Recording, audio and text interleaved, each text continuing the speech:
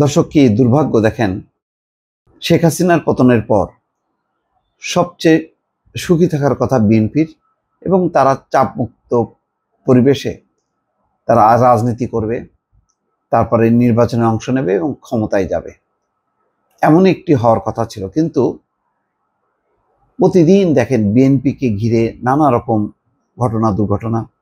BNP রাজনৈতিকভাবে জাতীয়ভাবে চাপের মধ্যে আছে যে কখন নির্বাচন, নতুন দল আসলে কি নির্বাচন এই সরকার দেবে কি দেবে না, নানা রকম দুশ্চিন্তা, এবং নেতারাও এক ধরনের অস্থিরতা প্রকাশ করছেন। স্বাভাবিক, কেননা তারা চায় যে অন্তর্বর্তী সরকার নির্বাচনের তারিখ ঘোষণা করুক, কিন্তু সেটা হচ্ছে না। কিন্তু সবচেয়ে বিএনপিকে বেকায়দায় ফেলেছে তাদের আভ্যন্তরীণ দ্বন্দ্ব, কোন্দল, বিবাদ। এতগুলো কথা বলার অর্থ হলো আজকে একটি নিউজকে সামনে রেখে আপনাদের সামনে কথা বলছি। বাগেরহাটের সম্মেলন ঘিরে সংঘর্ষে আহত বিএনপি নেতার মৃত্যু, এলাকায় উত্তেজনা। বুঝতে পারছেন, দলের সম্মেলন হবে বাগেরহাটে, সেখানে এমন পরিস্থিতি, সংঘাতে একজন মারাই গেছে এবং এখন এলাকায় উত্তেজনা। তার এখন প্রতিশোধ পাল্টাপাল্টি। কার বিরুদ্ধে? দলের এক গ্রুপ আর এক গ্রুপের বিরুদ্ধে। এটা বহু জায়গায়, এটা বাগেরহাট এই অঞ্চল দিয়ে তো কম, ওই নোয়াখালী, চট্টগ্রাম, কুমিল্লা বেল্টে ভয়ঙ্কর অবস্থা, সেখানে প্রতিদিন চলছে। বাগেরহাটের কচুয়ায় বিএনপি সম্মেলন ঘিরে সংঘর্ষের ঘটনায় আহত বিএনপি নেতা শওকত হোসেন চিকিৎসাধীন অবস্থায় মারা গেছেন। বৃহস্পতিবার রাজধানীর একটি বেসরকারি হাসপাতালে চিকিৎসাধীন অবস্থায় তার মৃত্যু হয়। 11ই ফেব্রুয়ারি উপজেলার ধোপাখালী ইউনিয়ন বিএনপির কমিটি গঠন নিয়ে দেপাড়া বাজার এলাকায় নিজ দলের দুই পক্ষের সংঘর্ষে তিনি গুরুতর আহত হয়েছিলেন। নিহত শওকত হোসেন কচুয়া উপজেলার ছিটাবাড়ি গ্রামের ইমান উদ্দিন শেখের ছেলে। তিনি কচুয়া উপজেলা ধোপাখালী ইউনিয়নের 7 নম্বর ওয়ার্ড বিএনপির নবনির্বাচিত সাধারণ সম্পাদক ছিলেন। ধোপাখালী ইউনিয়ন বিএনপির সম্মেলনে শওকত হোসেনের ভাই মোহাম্মদ লিয়াকত হোসেন সভাপতি প্রার্থী ছিলেন।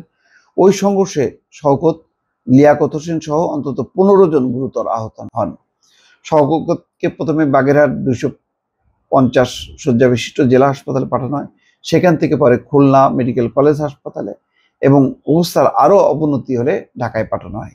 এই ঘটনায় লিয়াকত হোসেন বাদী হয়ে তার প্রতিদ্বন্দ্বী প্রার্থী আফজাল হাওলাদার সহ 11 জনের নাম উল্লেখ এবং 50-60 জন অজ্ঞাতনামা আসামি করে মামলা করেন। তবে এখন পর্যন্ত এই মামলায় কাউকে আটক করেনি পুলিশ। দেখেন, প্রতিদ্বন্দ্বী প্রার্থী, তার বিরুদ্ধে মামলা এবং অন্যরা সব নিজেদের মধ্যেই চলছে। এদিকে শওকত হোসেনের মৃত্যুর খবর ছড়িয়ে পড়লে দেপাড়া বাজার এলাকায় তার স্বজন এবং বিএনপি নেতাকর্মীরা বিক্ষোভ মিছিল শুরু করেন। বিক্ষুব্ধ জনতা প্রতিপক্ষ আফজালের অনুসারী হায়দার আলীর বাড়ি ঘেরাও করেন। তখন পুলিশ ও সেনাবাহিনীর সদস্যরা দ্রুত সেখানে পৌঁছে হায়দারকে আটক করেন। এরপর সন্ধ্যায় দেপাড়া বাজার থেকে সদর থানা পুলিশ বিএনপির আরও 2 জনকে আটক করেছে, তবে তাৎক্ষণিকভাবে তাদের নাম পরিচয় জানা যায়নি। দেপাড়া বাজারে বিএনপি নেতাকর্মীরা অবস্থান নিয়েছেন। অনাকাঙ্ক্ষিত ঘটনা এড়াতে পুলিশ সতর্ক অবস্থানে রয়েছে। আতঙ্কে বেশিরভাগ দোকানপাট বন্ধ রেখেছেন ওই এলাকার ব্যবসায়ীরা। দেখেন, এইসব ঘটনায় বিএনপি আভ্যন্তরীণভাবে আরো দুর্বল হচ্ছে।